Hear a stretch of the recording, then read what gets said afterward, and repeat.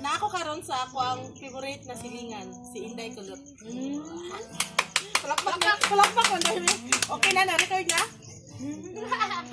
Sige, mag-iwan mag-fast talk para mabalaan na to o sa iyong crush. Favorite pamangkin? Si Judy. Favorite igsoon? Ate Mark.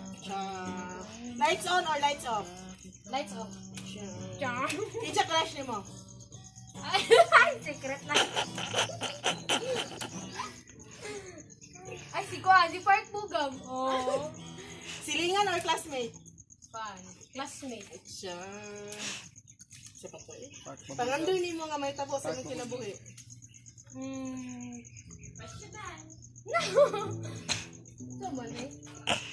Wala mo man kay Kuan, no? Pangandoy man yan yun. Dagan mo pangandoy good. Isa.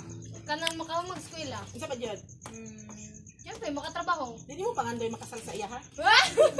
10 years gikan karon unsa may tabo sa imong kinabuhi? Siguro na kay business. Oh. Edad nga gusto nimo ikasal? 25. Oh, 25. No.